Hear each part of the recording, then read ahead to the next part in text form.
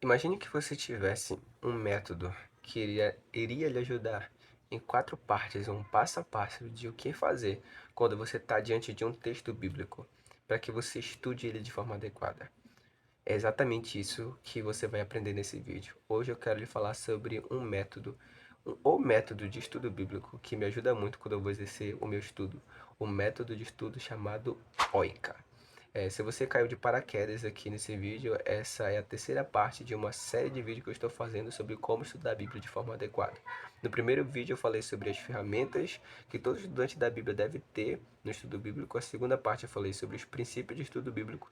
E agora eu quero falar sobre o método de estudo bíblico, sobre as regras realmente de estudo que vão lhe ajudar muito. O método chamado OICA. O OICA ele é apenas um acrônimo.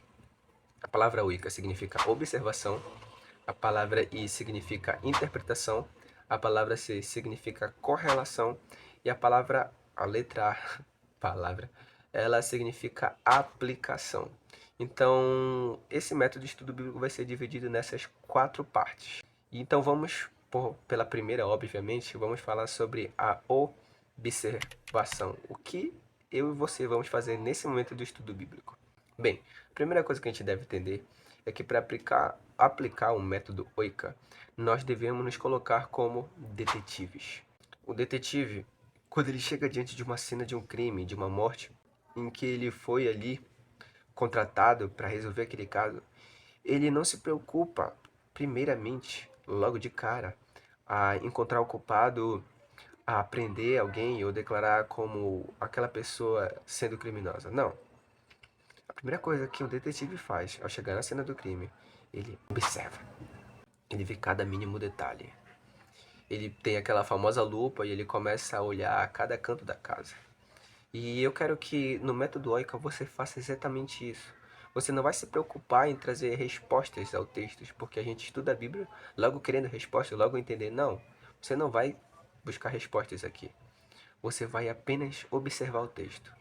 Isso significa que você vai ler, e você vai reler, e você vai reler, e você vai reler o texto. Porque a palavra observação, ela quer dizer que você vai olhar de forma atenta ao texto. Você vai reverar cada canto do texto, você vai olhar para ele de forma minuciosa. Então, nessa parte, a gente vai observar o texto e vai exigir leitura, leitura e leitura. Após você ler, reler e no seu processo de leitura, você vai começar a fazer algumas perguntas ao texto. Porque entenda, o que move o mundo não são respostas, são perguntas. Nessa parte do estudo bíblico, você vai fazer perguntas. E quais perguntas? Não pode ser qualquer pergunta. Tem que ser boas perguntas. Quais vão ser elas? Você vai perguntar o que, você vai perguntar como, você vai perguntar onde, você vai perguntar quem e por quê. Um exemplo, imagine que você está lendo o famoso texto de João 3,16 que diz: Porque Deus amou o mundo de tal maneira que deu seu Filho unigênito, para que todo aquele que nele crê não pereça, mas tenha vida eterna. Você vai perguntar: o que é Filho unigênito? Qual mundo? Mundo sistema? Mundo pessoas? Mundo planeta? O que é vida eterna? Por que ele quer nos dar essa vida eterna? Quando ele amou o mundo na eternidade? Não sei. Por mais que essas perguntas pareçam meio bobas para você, mas o que você tem que entender é que nesse momento você vai se prender a fazer perguntas ao texto, porque essas perguntas vão lhe ajudar muito em outra parte do método OICA, em outras regras de estudo bíblico. Essas perguntas elas vão lhe ajudar de forma profunda. Mas nesse momento eu peço muito que você não se preocupe com respostas. Se preocupe apenas em perguntar. Então, na observação do método OICA, você vai ler, você vai reler e você vai fazer perguntas ao texto. Segunda parte, o I, interpretação. Lembrando que é OICA. Agora nós estamos na parte do I, interpretação. O que você vai tentar fazer nessa parte do estudo bíblico? Você vai buscar o significado do texto. O que esse texto significa? O que ele quer dizer? Aqui já vai exigir um pouco mais de respostas. Essa é a parte do texto que você vai se preocupar realmente com respostas. Na primeira você prende a perguntas e nessa você vai se prender e se preocupar com respostas. E como você vai achar elas? Anote palavras-chave do texto.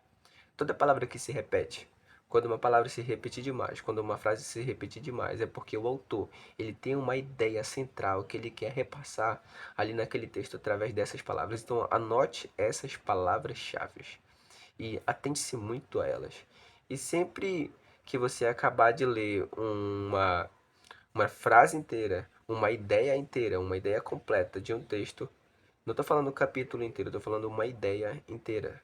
Você vai buscar responder o que esse texto quer dizer.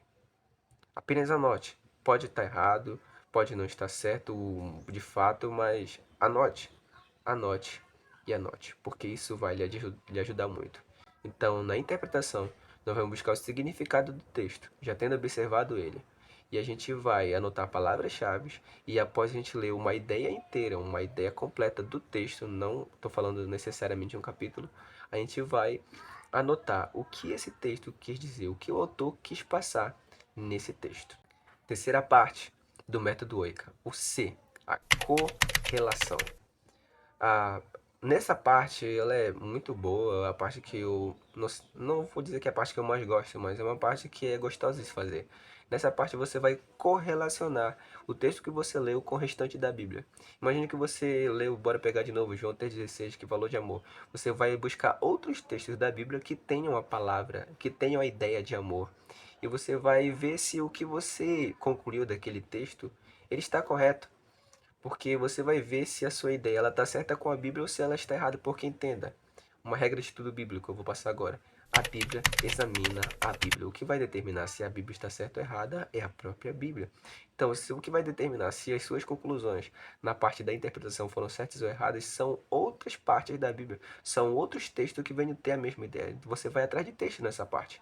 Em Efésios, em Romanos, em Gálatas, em todos os outros livros do Novo Testamento, buscando entender e saber se suas conclusões estão de acordo com esse texto. Então, busque textos que tenham relação com o texto que você estudou. E assim você vai abrir mais a sua mente, você vai ver que você estava errado em algumas coisas, vai abrir a sua mente para outras ideias e vai lhe ajudar muito. Então, correlacione, estude muito a Bíblia nessa parte. Aqui entra a parte da concordância bíblica.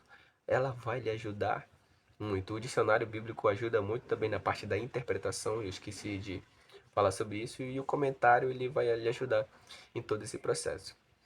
E a última parte, que é a parte da aplicação, como é o famoso, é o A do Oika, a aplicação, você vai responder a pergunta: o que esse texto significa para mim? Essa parte é a parte mais fácil, né? É a parte que a gente mais faz quando a gente estuda a Bíblia.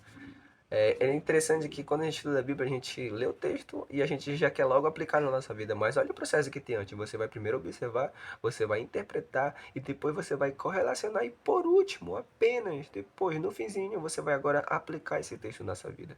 E quando você for fazer a aplicação, você vai especificar algumas coisas. Você vai especificar quando, onde, o que e como. Imagine que você leu o texto: eu devo que nós devemos perdoar o nosso irmão. 70 vezes 7, né? Você vai explicar o que você deve fazer agora a partir desse texto. Eu vou perdoar tal pessoa. Quando?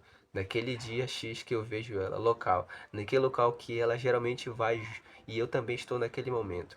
Você vai especificar o que você vai fazer na sua aplicação, porque o nosso grande problema é que a gente ouve a voz de Deus nos estudos bíblicos e a gente não especifica momentos para que a gente venha obedecer a palavra dele. A gente lê na Bíblia que a gente deve orar incessantemente, sem cessar.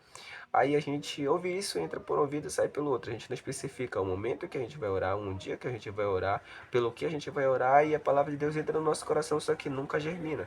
E eu peço que isso não venha acontecer com você. Nessa parte você vai aplicar o texto e vai especificar como você vai aplicar isso de forma detalhada. Se você chegou até aqui, concluímos aqui a terceira parte. Vamos agora para a quarta parte do vídeo, em que nós vamos falar sobre algumas dicas necessárias para o estudante bíblico. Caso você tenha alguma dúvida, deixe aqui nos comentários e eu tenho certeza que uma boa alma vai responder. E se eu tiver como, eu mesmo me dedico a isso.